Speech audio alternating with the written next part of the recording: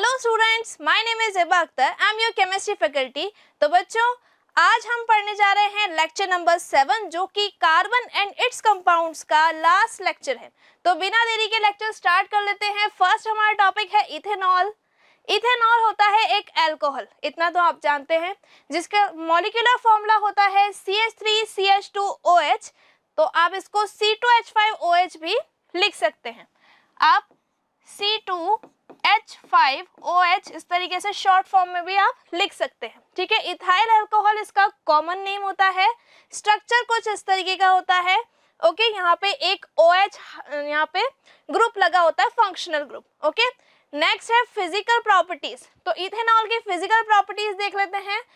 तो यहाँ पे कुछ फिजिकल प्रॉपर्टीज दे रखी हैं कि ये कलरलेस लिक्विड होता है, हैविंग अ प्लीजेंट स्मेल, इसमें से अच्छी स्मेल आती है। इसका जो बॉयल यानी कि बॉइलिंग पॉइंट होता है वो कितना होता है, 351 केल्विन होता है। इतने पर ये बॉयल होना शुरू हो जाता है। ठीक है, मिसिबल विद वाटर, पानी में घुल जाता है। किसी भी प्रोपोर्शन में आप इसको घोलो, ये आसानी से डिसॉल्व हो जाएगा। It is a poor conductor of electricity, electricity का पुअर कंडक्टर होता है, करंट फ्लो नहीं होने देता है क्योंकि कोई आयंस उसमें नहीं बनते हैं। And it is neutral to litmus, neutral होता है, वहां पे कोई आयंस ही नहीं बनते हैं, कोई कलर चेंज नहीं होता है। ओके, देखिए अब इसकी केमिकल प्रॉपर्टीज देख लेते हैं। तो केमिकल प्रॉपर्टी में है सबसे पहला आपका combustion. Ethanol burn in air, ethanol जो है वो एयर में बर्न होता है एंड आपको ब्लू फ्लेम देता है, और साथ में CO2 रिलीज होती है और वाटर वेपर रिलीज होती है। ओके, तो कंबशन के लिए केमिकल रिएक्शन है। ओके, और यहाँ पे कंबशन आपको विजिबल हो रहा है कि इस बॉटल के अंदर क्या था, इथेनॉल था, और जैसे यहाँ पे फायर को हम पास लेके आए तो किस तरीके से वो जला एकदम से। ठीक है, यहाँ पे बर्निंग हो रही है इथेनॉल की। क्लियर है सबको? अब हम केमिकल रिएक्शन से समझते हैं। देखिए यहाँ पे दिया हुआ है आपको इथेनॉल। इथेनॉल को क्या कहते हैं? इथाइल अल्कोहल भी कहते हैं।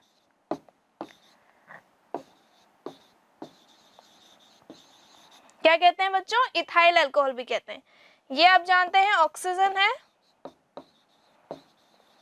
ऑक्सीजन की प्रेजेंस में ही आप इसको बर्न करेंगे, राइट। ये आपका कार्बन डाइऑक्साइड है,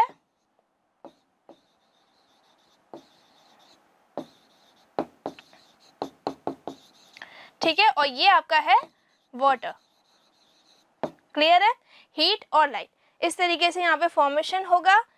यहाँ पे इथेनॉल बर्न हो जाएगा और आपको CO2 गैस रिलीज होगी और वाटर वेपर बनेगी, हीट और लाइट प्रोड्यूस होगी। अचानक से ये बर्न हो जाएगा, जल जाएगा। ठीक है, नेक्स्ट देखते हैं। नेक्स्ट केमिकल प्रॉपर्टी है आपकी इथेनॉल की। ओके, तो नेक्स्ट केमिकल प्रॉपर्टी है ऑक्सीडेशन। ऑक्सीडेशन हम पहले पढ़ चुके हैं। देखिए मैंने आपको पढ़ाया था कि इथेनॉल में जब ऑक्सीजन ऐड होता है, जब उसका ऑक्सीडेशन हो जाता है, तो ऑक्सीडेशन यहाँ पे कर कौन रहा है? ऑक्सीडाइजिंग एजेंट कर रहा है, जो ऑक्सीजन को जोड़ने का काम कर रहा है। किसमें? इथेनॉल में। और क्या प्रोड्यूस कर रहा है? Carboxylic acid.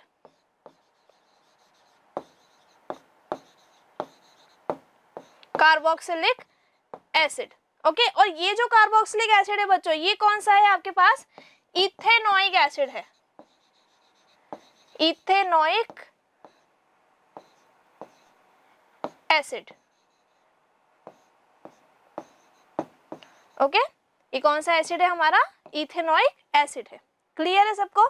आप इसको एसिटिक एसिड भी कह सकते हैं और आप इसको एसिटिक एसिड भी बोल सकते हैं। क्लियर है? और इथेनॉल को आप इथाइल अल्कोहल भी बोल सकते हैं।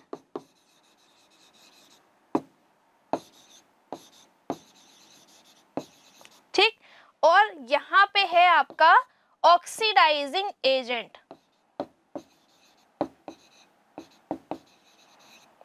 ठीक है, क्लियर है सबको? ओके, तो यहाँ पे पोटेशियम परमैंगनेट और यहाँ पे पोटेशियम डाइक्रोमेट आपका ऑक्सीडाइजिंग एजेंट है। आगे बढ़ते हैं, नेक्स्ट केमिकल प्रॉपर्टी देखते हैं। इथेनॉल जब किसी मेटल के साथ रिएक्ट करता है तो वो हाइड्रोजन गैस प्रोड्यूस करता है और सोडियम इथोक्साइड का प्रोडक्शन करता है। किसका प्रोडक्शन करता है? हाइड्रोजन गैस का। हाइड्रोजन गैस रिलीज हो रही है यहाँ पे और सोडियम इथोक्साइड का प्रोडक्शन यहाँ पे होता है। ठीक है, हाइड्रोजन गैस है तो बबल्स आपको देखने को मिलेंगे। सोडियम इथोक्साइड बेसिक नेचर का होता है, यानी कि कैसी नेचर का होता है? ये होता है बेसिक नेचर का। Okay, this reaction is use in the laboratory. ये रिएक्शन लैब्स में यूज होती है किसके आइडेंटिफिकेशन के लिए? अल्कोहल के टेस्ट के लिए, यानी कि अल्कोहल को टेस्ट किया जाता है, उसका आइडेंटिफिकेशन किया जाता है। यहाँ पे हमारे पास क्या था? यहाँ पे हमारे पास इथेनॉल था। ओके, तो यहाँ पे क्या है बच्चों? इथेनॉल, और उसमें हमने क्या ऐड कर दिया? Sodium metal Na। ठीक है, तो यहाँ पे फिजिंग हो रही है। सोडियम हाईली रिएक्टिव मेटल है तो फटाफट से उसके साथ रिएक्शन कर लेगा और रिएक्शन करके सोडियम इथोक्साइड बना देगा। ओके, नेक्स्ट देखते हैं, नेक्स्ट केमिकल प्रॉपर्टी क्या है? नेक्स्ट केमिकल प्रॉपर्टी बहुत इंपॉर्टेंट है, एग्जाम में पूछी जाती है, सीबीएसई में और आरबीएसई में, दोनों में। Okay, dehydration of alcohol. Alcohol का डिहाइड्रेशन, देखिए आपको यहाँ पे नाम से ही पता चल रहा है कि डिहाइड्रेशन कर रहे हैं। इसका मतलब क्या है कि वाटर मॉलिक्यूल को हटा रहे हैं। हाइड्रेटेड का मतलब होता है जिसमें पानी होता है, और डिहाइड्रेशन का मतलब क्या होता है? जिसमें हम पानी हटा रहे होते हैं। ठीक है, तो हम यहाँ पे वाटर का अमाउंट हटा रहे हैं, वाटर मॉलिक्यूल हटा रहे हैं। ठीक है, और किसके प्रेजेंस में हो रही है रिएक्शन? H2SO4 की प्रेजेंस में हो रही है, और क्या बन रहा है? डबल बॉन्ड वाला कंपाउंड बन रहा है, इथीन बन रहा है। ठीक है, तो यहाँ पे हमने इथेनॉल लिया है। ठीक है, तो ये इथेनॉल है।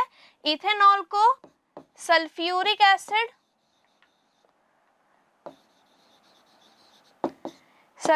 एसिड, की प्रेजेंस में रिएक्ट करवाया, तो यहाँ पे क्या बन गया बच्चों? इथीन बन गया। ठीक है, तो इथीन जो है यहाँ पे डबल बॉन्ड वाला कंपाउंड है, इस तरीके से बनेगा। कार्बन, फिर यहाँ पे हाइड्रोजन, फिर यहाँ पे डबल बॉन्ड आ जाएगा, फिर यहाँ पे कार्बन, यहाँ पे हाइड्रोजन। दो हाइड्रोजन है एक कार्बन के पास, इस तरीके से ये स्ट्रक्चर बन जाएगा। ठीक है, वाटर आप जानते ही हैं, क्लियर है? वाटर का मॉलिक्यूल जो है वो अलग हो गया। क्लियर है सबको?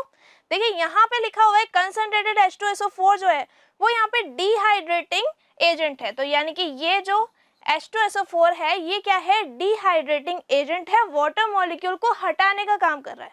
ओके, नेक्स्ट प्रॉपर्टी इथेनॉल की। अब यहाँ पे कुछ बेसिक टर्म्स, कुछ बेसिक प्रॉपर्टी इंफॉर्मेशन आपको दे रखी है, बहुत इंपॉर्टेंट है, एग्जाम में 1 मार्क में पूछी जा सकती है।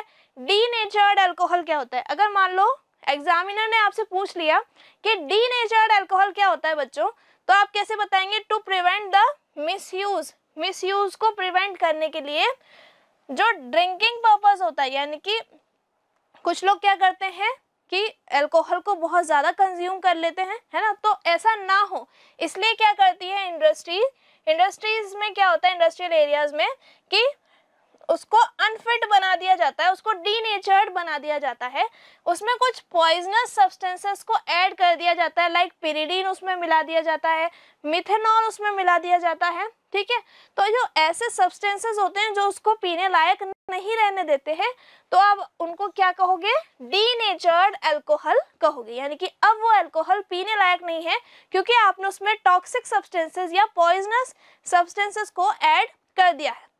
क्लियर है? नेक्स्ट टर्म आती है आपकी रेक्टिफाइड स्पिरिट, ये भी आपसे पूछा जा सकता है। तो इसमें क्या होता है कि 5% वाटर होता है और 95% आपका इथेनॉल होता है। ठीक है, तो इसे कहेंगे रेक्टिफाइड स्पिरिट। नेक्स्ट देखते हैं, नेक्स्ट टर्म आती है आपकी absolute alcohol. Okay, absolute alcohol में 98% से भी ज्यादा अल्कोहल प्रेजेंट होता है। ठीक है, प्योरेस्ट फॉर्म हो जाएगी आपके अल्कोहल की। नेक्स्ट टर्म आती है पावर अल्कोहल, इंपॉर्टेंट है, पूछा जा सकता है कि पावर अल्कोहल क्या होता है। तो बच्चों पावर अल्कोहल में क्या होता है? 80% आपका पेट्रोल होता है और 20% जो है आपका यहाँ पे अल्कोहल होता है। अल्कोहल का अमाउंट बहुत कम है पावर अल्कोहल में, 80% आपका क्या है? पेट्रोल है।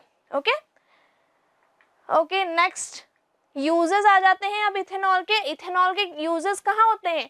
जनरली बियर्स में यूज होते हैं, विस्की में, है ना, जो भी पीने वाली चीजें हैं उनमें यूज होता है, ठीक है, लिक्वर्स में यूज होता है। नेक्स्ट यूज अगर हम देखें, देखिए यहाँ पे इसमें परसेंटेज भी दे रखी है कि बियर में इतना परसेंट होता है, विस्की में इतना परसेंट होता है, क्लियर है। देखिए सेकंड, अगर हम सेकंड यूज देखें तो सेकंड यूज में क्या दिया हुआ है? Ethanol is used to sterilise the wound and syringe, यानी कि जो घाव हो जाते हैं, कभी आपको चोट लग जाती है तो उसको स्टेरलाइज करने के लिए, उसमें से सारे जर्म्स को हटाने के लिए हम क्या करते हैं? इथेनॉल का यूज करते हैं। एंटी फ्रीज, ये आपके लिए एक इम्पॉर्टेंट टर्म है, ठीक है। इट इज अ मिक्सचर, ये एक मिक्सचर होता है। किसका मिक्सचर होता है? इथेनॉल एंड वाटर का ये एक मिक्सचर होता है जिसको आप एंटी फ्रीज कहते हैं, which has a much lower freezing point, जिसका जो फ्रीजिंग पॉइंट है वो वाटर से भी कम होता है। यानी कि जो ठंडी जगह होती है, यानी कि जो कोल्ड एरियाज होते हैं बेटा, तो कोल्ड एरियाज में क्या होता है? व्हीकल में जो वाटर होता है वो जम जाता है ठंड की वजह से, वहाँ पे टेम्परेचर डाउन होने की वजह से वाटर फ्रीज हो जाता है। लेकिन अगर वहाँ पे हमें कार या किसी व्हीकल को चलाना है तो उसमें हमें इंजन को ठंडा बनाए रखने के लिए क्या करना पड़ेगा? उसमें वाटर को मिक्स करना पड़ेगा इथेनॉल के साथ, ठीक है। तो वाटर को इथेनॉल के साथ अगर आप मिक्स करेंगे तो इथेनॉल जो है वो वाटर को जमने नहीं देगा, क्योंकि जो इथेनॉल है उसका जो फ्रीजिंग पॉइंट है वो बहुत ही ज़्यादा कम होता है। आप बहुत ज़्यादा टेम्परेचर को कम करेंगे तब कहीं जाके वो जमना शुरू होगा, ठीक है। तो यहाँ पे देखिए, ये यहाँ पे कार में जो है या किसी व्हीकल में ऐड कर रहा है इथेनॉल और वाटर का मिक्सचर, ठीक है। आगे बढ़ते हैं।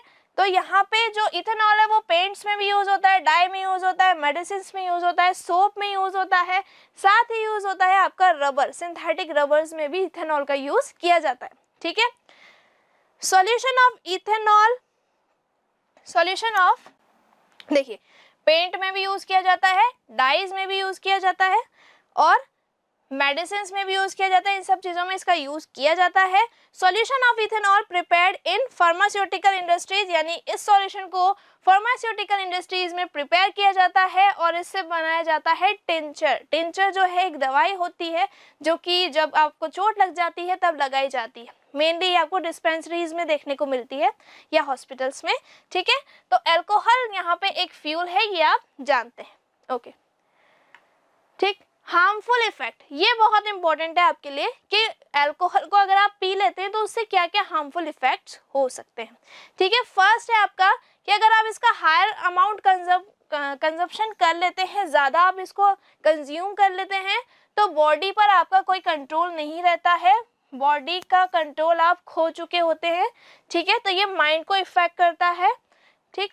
नेक्स्ट आपका है कि if ethanol is mixed with methanol, अगर उसको डीनेचर्ड बनाया गया है फिर भी आपने उसको पी लिया है तो फिर क्या होगा बच्चों? तो फिर वो आपके हार्ट को, यानी कि कार्डियक अरेस्ट, यानी कि आपके हार्ट को इफेक्ट करेगा और आई साइट जो है वो आपकी खो चुकी होगी, यानी कि आपकी आंखों की रोशनी चली जाएगी, क्योंकि ये पॉइजनस है, पॉइजनस इफेक्ट देगा, ठीक है। नेक्स्ट क्या है बच्चों कि आपको इसकी आदत लग जाएगी। अगर आप डेली रेगुलर बेसिस पे इसको लेते हो तो आपको इसकी आदत लग जाएगी और ये आपके लिवर को डैमेज करेगा, ओके। नेक्स्ट आ जाता है आपका इथेनॉइक एसिड। अभी तक हमने इथेनॉल पढ़ा, अल्कोहल के बारे में पढ़ा, अब हम इथेनॉइक एसिड के बारे में पढ़ेंगे। ये आपके लिए बहुत इंपॉर्टेंट है, दोनों ही टॉपिक, ठीक है। तो इथेनॉल के लिए फॉर्मूला आप जानते हैं, CH3COOH होता है, ठीक है। कॉमन नेम क्या है इसका? एसिटिक एसिड है। फॉर्मूला कुछ इस तरीके से होता है, COOH यहाँ पे फंक्शनल ग्रुप है, ओके। तो विनेगर में प्रेजेंट होता है एप्पल साइडर विनेगर, यानी कि ये एप्पल का एक विनेगर है। विनेगर में 5 to 8% अल्कोहल, सॉरी ये जो इथेनॉइक एसिड है वो प्रेजेंट होता है, ठीक है। अब देखिए इथेनॉइक एसिड जो है वो यहाँ पे डाइल्यूटेड करके डाला जाता है, क्योंकि हम इतना ज़्यादा स्ट्रॉन्ग एसिड ले नहीं सकते। जो स्ट्रॉन्ग एसिड्स होते हैं या एसिड्स होते हैं वो हमारे लिए हार्मफुल होते हैं, इसलिए यहाँ पे विनेगर में 5% ही इथेनॉल को लिया जाता है, 5 to 8%, सॉरी इथेनॉल नहीं, इथेनॉइक एसिड को लिया जाता है 5 to 8%। It is also present in many perfumes oil, perfumes oils में भी आप इथेनॉइक एसिड का यूज करते हैं। Ethanoic acid was first prepared in a purest state by Stahl in 1720, ठीक है, 1720 में इसको फर्स्ट टाइम बनाया गया, प्रिपेयर किया गया। ओके, अब इसकी फिजिकल प्रॉपर्टीज देख लेते हैं इथेनॉइक एसिड की। ये कलरलेस होता है, विस्कस लिक्विड होता है and has a pungent smell. आपने इथेनॉल में पढ़ा था कि अच्छी स्मेल आती है उसमें से, ठीक है, लेकिन यहाँ पे क्या हो रहा है इथेनॉइक एसिड में, इथेनॉल में तो अच्छी स्मेल आ रही थी, लेकिन इथेनॉइक एसिड में क्या हो रहा है पंजेंट स्मेल आ रही है, अच्छी स्मेल नहीं आ रही है हमें विनेगर से, ठीक है। It's boiling point is 391 kelvin, इसका बॉइलिंग पॉइंट इतना होता है। अगर आप इसमें से 273 माइनस करेंगे तो डिग्री सेल्सियस में आपका बॉइलिंग पॉइंट आ जाएगा इथेनॉल का, ठीक है। और इसको अगर हम वाटर में डिजोल्व करें तो ये ऑल प्रोपोर्शन में डिजोल्व हो जाता है, एल्कोहल में भी डिजोल्व हो जाता है, साथ ही ये ईथर में भी डिजोल्व हो जाता है। ग्लेशियल एसिटिक एसिड आपके लिए एक बहुत इंपॉर्टेंट टर्म यहाँ पे आ जाती है। The melting point of ethanoic acid is 17 degree Celsius, यानी कि इसका जो फ्रीजिंग पॉइंट होता है वो बहुत कम है, यहाँ पे 17 डिग्री सेल्सियस ही है सिर्फ, ठीक है। एंड हैज इट, यानी कि इतना ज़्यादा नहीं है, ठीक है, यानी कि हमें अगर थोड़ा सा भी टेम्परेचर यहाँ पे डाउन हो गया, मतलब अगर 17 डिग्री सेल्सियस हो गया, इसका मतलब अगर सर्दियाँ आ गई तो क्या होगा, सर्दियों में क्या होगा, जो आपका एसिड है वो जम जाएगा, ठीक है, तभी तो आप इसको क्या बोल रहे हो, ग्लेशियल एसिटिक एसिड कह रहे हो, ठीक है, वो फ्रीज हो जाएगा विंटर्स में। ओके, तो इसलिए आप उसको क्या कह रहे हो, ग्लेशियल एसिटिक एसिड कह रहे हो। और जो एसिड है, अब ऑब्वियसली एसिड है तो जो ब्लू कलर का लिटमस है वो किस में कन्वर्ट हो जाएगा, वो रेड में कन्वर्ट हो जाएगा। क्लियर है, तो ये विनेगर है और ये आपका ग्लेशियल एसिटिक एसिड है जो यहाँ पे जम गया है क्योंकि टेम्परेचर 17 डिग्री सेल्सियस के आसपास आ गया है, विंटर्स की बात कर रही हूँ मैं, ठीक है।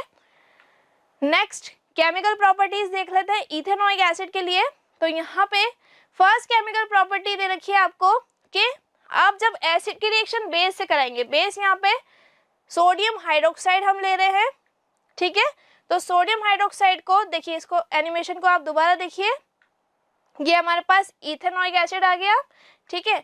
यहाँ पे जैसे ही सोडियम हाइड्रोक्साइड आया, ठीक है, ये इसमें मिक्स हुआ, मिक्स होते ही क्या बन गया हमारे पास, मिक्स होते ही न्यूट्रलाइजेशन रिएक्शन हो गई, सोडियम एसिटेट बन गया और वाटर का फॉर्मेशन हो गया। तो ये रिएक्शन मैं आपको पहले भी पढ़ा चुकी हूँ, आपको ये रिएक्शन पता है, एसिड बेस रिएक्शन है। ओके, नेक्स्ट प्रॉपर्टी देख लेते हैं इथेनॉइक एसिड के लिए बच्चों। देखिए, इथेनॉइक एसिड की रिएक्शन अगर आप किसी मेटल के साथ करा देते हैं तो क्या होगा, तो सॉल्ट बनेगा और हाइड्रोजन गैस प्रोड्यूस होगी, है ना, हमने पढ़ा था एसिड बेस में। ओके, तो यहाँ पे एसिड की रिएक्शन हमने किससे करा दी है, एसिड की रिएक्शन बच्चों हमने किसके साथ कराई है, मेटल के साथ। तो यहाँ पे किसका प्रोडक्शन हो गया, सॉल्ट का प्रोडक्शन हो गया, प्लस यहाँ पे हाइड्रोजन गैस का प्रोडक्शन हो गया, ठीक है। एसिड कौन सा था आपका, एसिड यहाँ पे था एसिटिक एसिड, ठीक है, ये था आपका एसिटिक एसिड प्लस सोडियम, ठीक है, फिर क्या बन गया, सोडियम एसिटेट बन गया,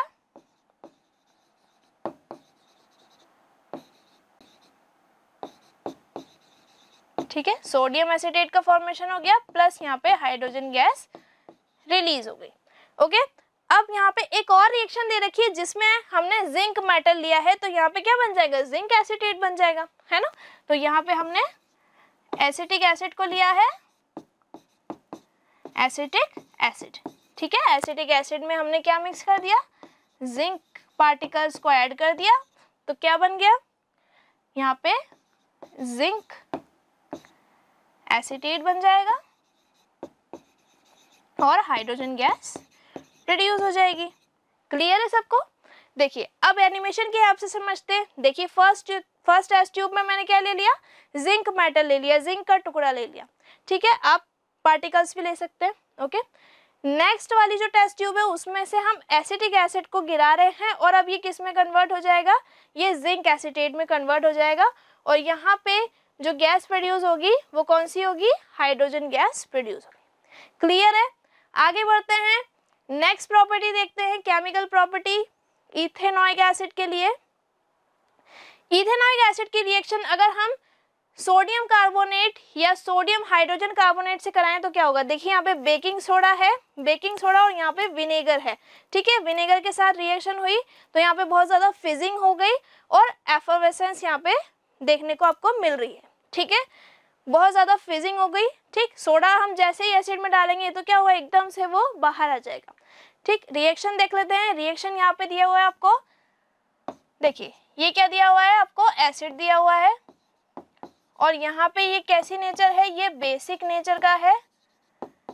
तो यहाँ पे क्या फॉर्मेशन होता है, जब आप सोडियम हाइड्रोजन कार्बोनेट ले रहे हो तो ये जो बेसिक नेचर का सब्सटेंस है ये कौन सा वाला है, कार्बोनेट है। और कार्बोनेट की वजह से आपको क्या मिलता है, CO2 मिलता है, ठीक है। यहाँ पे सॉल्ट का फॉर्मेशन हो जाएगा, यहाँ पे वाटर और साथ में यहाँ पे कार्बन डाइऑक्साइड CO2 का प्रोडक्शन हो जाएगा, ठीक है। क्लियर है सबको इतना। आप जानते हैं यहाँ पे हमने इथेनॉइक एसिड को लिया है,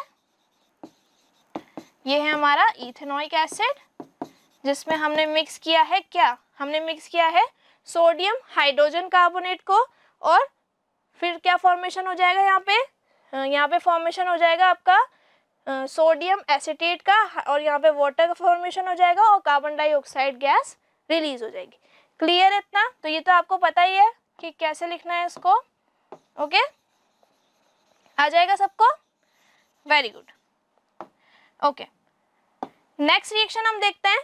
नेक्स्ट रिएक्शन क्या बोल रही है कि इसमें भी हम वही कर रहे हैं लेकिन यहाँ पे हमने सोडियम कार्बोनेट लिया है, यहाँ पे हमने लिया है सोडियम कार्बोनेट, ठीक है। जबकि यहाँ पे हमने क्या लिया था, यहाँ पे हमने लिया था सोडियम हाइड्रोजन कार्बोनेट, ठीक है। ये भी मैंने इसी के लिए लिखा है, सोडियम हाइड्रोजन कार्बोनेट, ठीक है। ये आपको पता ही है क्या फॉर्मेशन होगा, सोडियम एसिटेट का फॉर्मेशन हो जाएगा, CO2 गैस रिलीज हो जाएगी यहाँ पे भी और वाटर वेपर रिलीज हो जाएगी। नेक्स्ट केमिकल प्रॉपर्टी है आपकी the process of formation of ester. देखिए यहाँ पे एस्टर बन रहा है, ये बहुत ही इंपॉर्टेंट केमिकल प्रॉपर्टी है, इंपॉर्टेंट है, स्टार मार्क कर लीजिए आप, ठीक है। यहाँ पे कार्बोक्सिलिक एसिड यानी कि इथेनॉइक एसिड को ले रहा है और अल्कोहल, यहाँ पे आप कोई भी अल्कोहल ले सकते हो और कोई भी कार्बोक्सिलिक एसिड ले सकते हो, लेकिन क्योंकि हम इथेनॉइक एसिड की प्रॉपर्टीज पढ़ रहे हैं इसलिए यहाँ पे हम क्या लेंगे, इथेनॉइक एसिड ही लेंगे, ठीक है। तो CH3COOH हम यहाँ लिख देंगे, R यहाँ पे CH3 हो जाएगा, ठीक है। जनरल फॉर्मूला यही होता है एसिड के लिए, कार्बोक्सिलिक एसिड के लिए, तो यहाँ से निकलेगा OH और यहाँ से निकलेगा H, यानी कि अल्कोहल में से H हटाना होता है और एसिड में से हमें OH हटाना होता है, तो यहाँ पे वाटर का फॉर्मेशन हो जाता है और ये जो OR वाला पार्ट है ये उसमें जाके जुड़ेगा तो एस्टर का फॉर्मेशन हो जाएगा। और एस्टर एक ऐसा सब्सटेंस होता है जिसमें से स्वीट स्मेल आती है, ठीक है। तो इथाइल अल्कोहल जब रिएक्ट करता है इथेनॉइक एसिड के साथ in the presence of concentrated sulphuric acid, ये मत भूलिएगा, कंसंट्रेटेड सल्फ्यूरिक एसिड लेना होता है तो एस्टर का फॉर्मेशन हो जाता है। तो ये जो रिएक्शन है ये आपकी रिवर्सिबल है और स्लो है, ये पॉइंट आपको याद रखना है। ये रिएक्शन कैसी होती है, रिवर्सिबल भी होती है, स्लो होती है, इसको एसिडिफिकेशन कहते हैं, ठीक है। एस्टर आर स्वीट स्मेलिंग, मैंने आपको पहले ही बता दिया, इसका फ्लेवरिंग एजेंट्स में यूज किया जाता है, परफ्यूम्स में इसका यूज किया जाता है और ये है आपकी केमिकल रिएक्शन इथाइल इथेनॉइड आप इसको कह सकते हैं, ठीक है।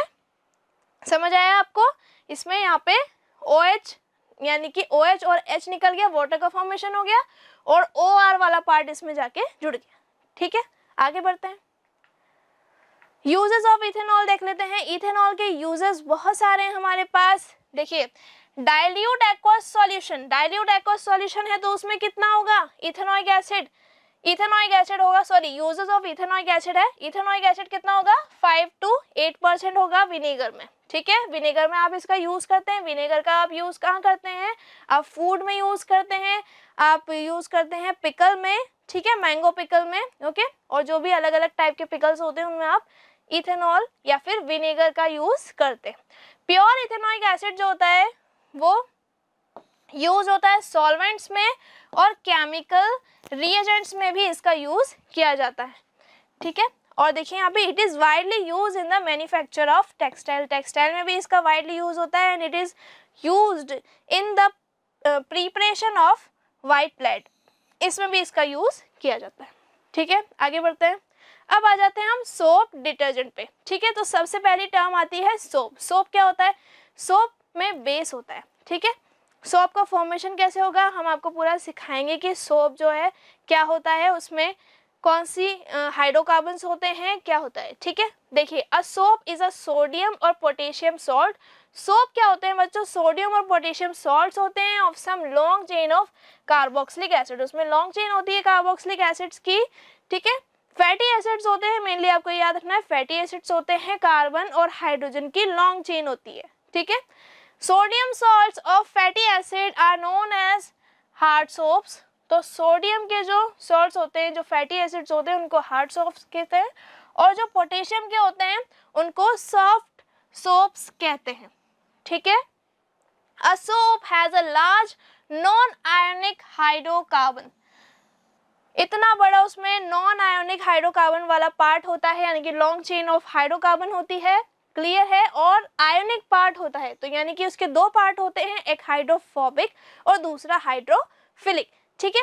तो यहाँ पे ये जो चेन आपको देखने को मिल रही है, ये वाला पार्ट आपका है हाइड्रोफोबिक और ये वाला पार्ट है आपका हाइड्रोफिलिक। अब यहाँ पे आपको कुछ सोप के नेम्स दे रखे हैं, जैसे कि सोडियम स्टीयरेट सबसे ज़्यादा यूज होता है, सोडियम स्टीयरेट, जिसका फॉर्मूला है C17H35COO- Na+, ठीक है। सोडियम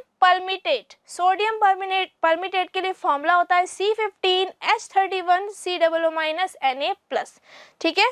तो यहाँ पे सब में सोडियम ही यूज हो रहा है और लास्ट में ओलिएट का फॉर्मूला दे रखा है, सोडियम ओलिएट, जिसका फॉर्मूला है C17H33COO- and Na+, okay.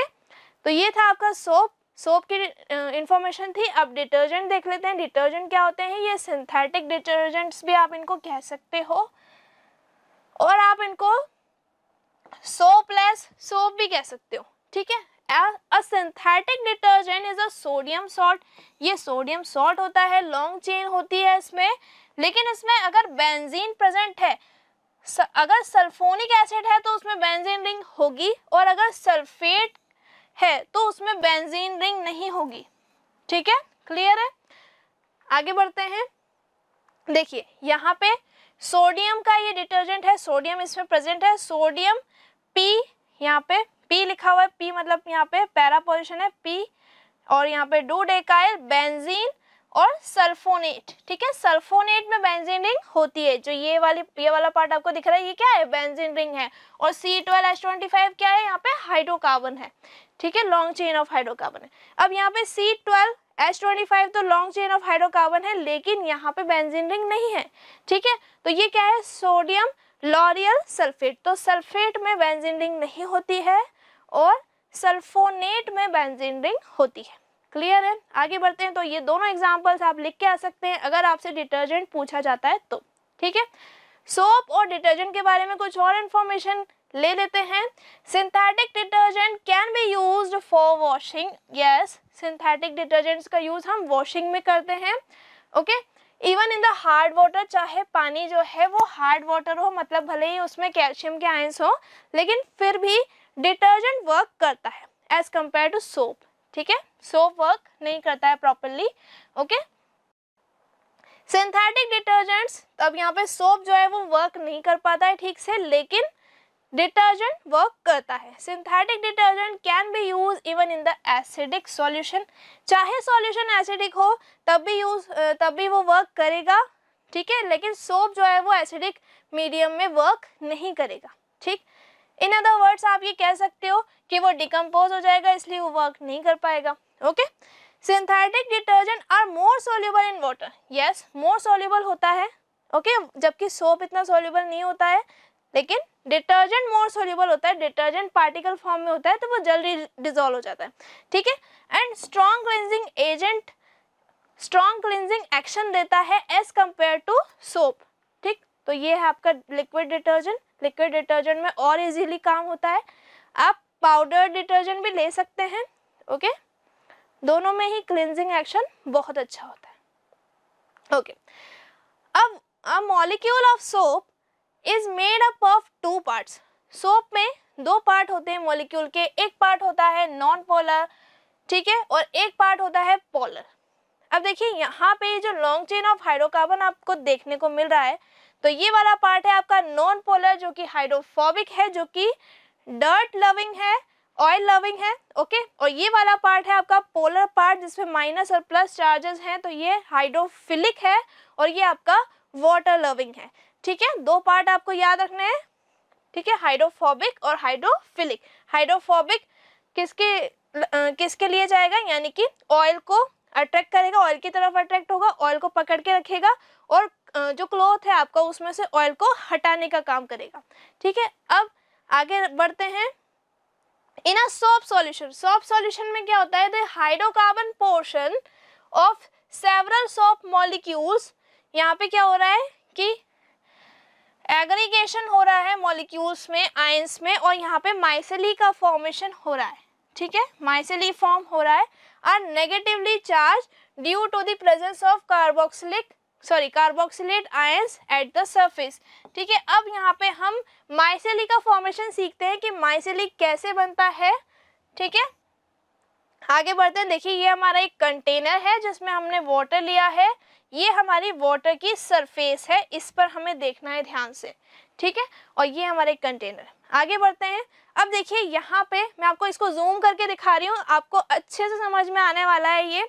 Okay, तो सबसे पहले हमें क्या लेना पड़ेगा, वाटर। वाटर हमने ले लिया है। ओके, और साथ ही हमें डिटर्जेंट लेना है, तो हम पाउडर डिटर्जेंट इसमें ऐड कर रहे हैं, तो हमने ऐड कर दिया पाउडर डिटर्जेंट। ठीक है, अब क्या होगा, अब हमारा क्लिनजिंग एक्शन स्टार्ट हो जाएगा बच्चों। ठीक है, तो क्लिनजिंग एक्शन जब स्टार्ट होगा तो माइसेली का फॉर्मेशन होना शुरू हो जाएगा। ठीक है, यानी कि यहाँ पे हाइड्रोफोबिक और हाइड्रोफिलिक पार्ट बनना शुरू हो जाएगा। कब, जब आप इसमें क्लॉथ को ऐड करोगे। ठीक है, तो यहाँ पे जब आप क्लॉथ को ऐड करोगे तो क्या होगा, यहाँ पे 2 पार्ट्स बन जाएंगे इसके। एक पार्ट होगा हाइड्रोफोबिक जो कि ऑयल को खींचेगा, ठीक है, और एक पार्ट होगा हाइड्रोफिलिक जो प्लस और माइनस वाला चार्ज है, जो वाटर लविंग है। ओके, और यहाँ पे हमारा ये क्या है, डिटर्जेंट का सॉल्यूशन था। क्लियर है, और ये कब बना, जब यहाँ पे आपने, ये कब बना, जब यहाँ पे आपने क्लॉथ ऐड किया। ठीक है, मान लीजिए ये आपका कोई क्लॉथ था। ठीक है, मेरी ड्राइंग इतनी अच्छी तो नहीं है बट मान लीजिए। ओके, तो ये आपका क्लॉथ है और क्लॉथ पे लगा हुआ है डर्ट, ये है आपका डर्ट। ठीक है, यानी कि यहाँ पे गंदगी लगी हुई है। क्लियर है, इतना क्लियर है सबको। अब यहाँ पे 2 पार्ट्स बनने शुरू हो गए हैं, माइसेली फॉर्म होना शुरू हो गया है, यानी कि क्लॉथ पर जो डर्ट लगा है उसके अराउंड यहाँ पे माइसेली का फॉर्मेशन होना शुरू हो जाएगा। जितना भी जो टेल वाला पार्ट है वो किसकी तरफ जाएगा, वो ऑयल को अपनी तरफ खींचेगा, क्लॉथ से उसको हटाने की कोशिश करेगा, और जो भी यहाँ पे चार्ज वाला पार्ट है, हेड वाला पार्ट है, वो क्या है, वाटर लविंग है। अब धीरे धीरे यहाँ पे क्लस्टर का फॉर्मेशन होता जाएगा। देखिए इसको हम दोबारा देखते हैं। इस तरीके से क्लिनजिंग एक्शन हो रहा है, हमारा क्लस्टर का फॉर्मेशन हो रहा है। ओके, और सारे यहाँ पे और सारे लिपिड्स आके जुड़ जाएंगे, हाइड्रोकार्बन्स आके जुड़ जाएंगे, और आयोनिक पार्ट और हाइड्रोकार्बन्स दोनों ही यहाँ पे एक क्लस्टर का फॉर्मेशन कर लेंगे। ठीक है, तो फाइनली हमारा ये क्लस्टर बनके रेडी हो गया है। तो देखिए यहाँ पे बन गया हमारा क्लस्टर, और इसने ऑयल को यानी कि डर्ट को अलग कर लिया है क्लॉथ में से, और क्लॉथ जो है वो क्लीन हो गया है। ठीक है, तो ये हमारा है क्लस्टर। ओके, और इनर पार्ट जो आप देख रहे हैं उसमें सारा ऑयल ट्रैप हो चुका है। ओके, आगे बढ़ते हैं। तो क्लींजिंग एक्शन आपको क्लियर है। फर्स्ट क्वेश्चन है आपका कि why does micelle formation takes place. जब सोप को ऐड किया जाता है वाटर में तो माइसेली का फॉर्मेशन क्यों होता है। साथ ही पूछ रहा है कि क्या इथेनॉल में भी माइसेली का फॉर्मेशन होगा या नहीं होगा। ठीक है। तो देखेंगे यहाँ पे देयर आर टू एंड्स, आपके पास दो एंड्स हैं। कौन कौन से दो एंड्स हैं आपके पास? एक तो हाइड्रोफोबिक पार्ट है जो कि वाटर लविंग है, और एक हाइड्रोफोबिक पार्ट है जो कि डर्ट लविंग है, और हाइड्रोफिलिक पार्ट आपका वाटर लविंग है, ठीक है। तो हाइड्रोफोबिक वाला जो पार्ट है वो वाटर में डिसॉल्व नहीं होगा, इनसॉल्युबल होगा। On addition of soap water the polar end gets dissolve in water. Yes, polar end जो है वो वाटर में डिसॉल्व हो जाएगा। मैं बार बार वही कह रही हूँ, क्लस्टर का फॉर्मेशन हो जाएगा, ओके, आयनिक माइसेली का फॉर्मेशन हो जाएगा यहाँ पे। As soap is soluble in ethanol, क्योंकि सोप जो है वो इथेनॉल में सॉल्युबल है, इसलिए वहाँ पे माइसेली का फॉर्मेशन नहीं हो पाएगा, ठीक है बच्चों। नेक्स्ट क्वेश्चन देखते हैं, क्वेश्चन नंबर 2, ये रहा आपके सामने। देखिए यहाँ पे क्या बोल रहा है, explain the formation of scum, आपको स्कम के बारे में बताना है। When hard water is treated with soap, जब हार्ड वाटर को ट्रीट किया जाता है सोप के साथ, ठीक है। Hard water contain calcium and magnesium ions, उसमें कैल्शियम और मैग्नीशियम के आयंस होते हैं Ca2+ and Mg2+। Combine with a soap, soap के साथ कंबाइन हो जाते हैं ये आयंस और प्रेसिपिटेट आउट हो जाते हैं, ठीक है, और पानी पर तैरने लगते हैं, उसी को आप क्या कहते हैं, स्कम कहते हैं। तो यहाँ पे आयंस बन जाएंगे, स्कम फॉर्मेशन हो जाएगा, यहाँ से सोडियम हटेगा और कैल्शियम इसकी जगह पर आ जाएगा, तो यहाँ पे स्कम आयन का फॉर्मेशन हो जाएगा। दोनों रिएक्शंस में ऐसे ही हो रहा है, ठीक है। आगे बढ़ते हैं, क्वेश्चन नंबर 3, ये रहा आपके सामने। What change will you observe if test soap with litmus paper? क्या चेंज आपको मिलेगा अगर आप सोप को लिटमस पेपर से टेस्ट करते हो? तो सोप क्या होता है, बेस होता है, ठीक है।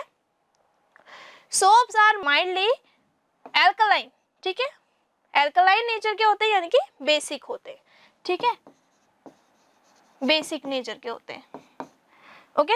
जितने भी बेस होते हैं अगर वो वाटर में डिसॉल्व हो रहे हैं इसका मतलब वो एल्कलाइन है, जैसे कि सोडियम और पोटेशियम।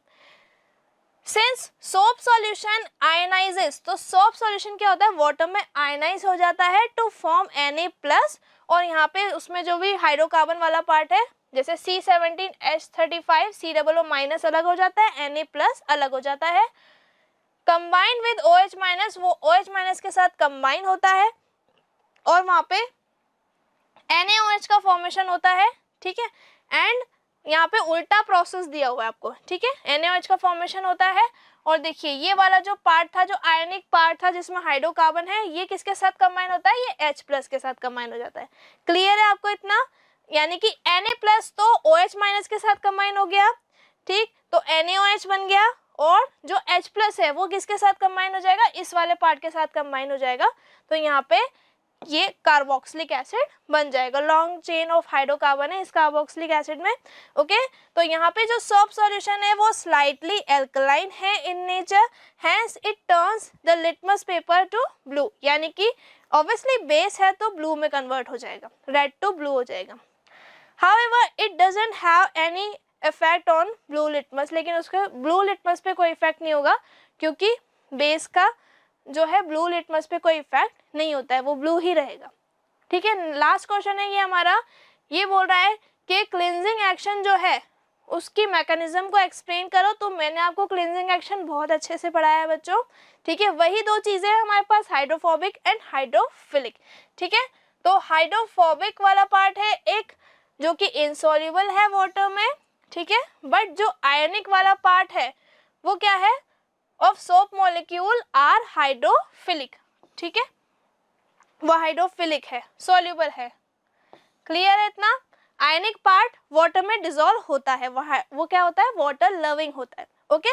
अनदर पॉइंट क्या हो सकता है कि यहाँ पे जो माइसेली फॉर्मेशन हो रहा है will not takes place, माइसेली formation यहाँ पे नहीं हो रहा है। क्यों नहीं हो रहा है? is added to organic solvent, अगर आपने इसमें ऑर्गेनिक सॉल्वेंट को ऐड कर दिया तो माइसेली फॉर्मेशन नहीं होगा, because the hydrocarbon chain of soap molecule are soluble in the organic solvent। Organic solvent क्या है यहाँ पे है इथेनॉल, ठीक है। तो ये इथेनॉल क्या है आपका, ऑर्गेनिक सॉल्वेंट। क्लियर है आपको इतना? यानी कि माइसेली में सिर्फ आपको इतना याद रखना है कि लॉन्ग चेन ऑफ हाइड्रोकार्बन जो है वो आपका हाइड्रोफोबिक पार्ट है जो कि डर्ट लविंग है या ऑयल लविंग है, और जो आपका आयोनिक पार्ट है जिसपे माइनस प्लस चार्जेस आ रहे हैं COO माइनस और Na प्लस, वो आपका हाइड्रोफिलिक पार्ट है, वो वाटर लविंग है। क्लियर है? तो इस तरीके से डर्ट अलग हो जाएगी क्लोथ से और आपका क्लोथ क्लियर हो जाएगा, साफ हो जाएगा। तो ये आपका क्लिनजिंग एक्शन था। ओके, आज की क्लास में सिर्फ इतना ही। ओके, तो ये हमारा चैप्टर कंप्लीट हो गया है। Okay students, thank you so much for watching this video. अगर आपको वीडियो अच्छा लगे तो मोशन फाउंडेशन चैनल को सब्सक्राइब कीजिए, बेल आइकन को प्रेस कीजिए और वीडियो को ज़्यादा से ज़्यादा शेयर कीजिए ताकि सभी बच्चे ये जो लेक्चर है ये देख सके। सभी को पता होना चाहिए कि क्लिनजिंग एक्शन क्या होता है। ओके, तो इसी तरीके से अपने प्रिपरेशन को आप कंटिन्यू रखिए। अभ्यास के सभी लेक्चर्स आपके लिए बहुत इंपॉर्टेंट हैं, आप सारे लेक्चर्स को देखिए। Thank you so much.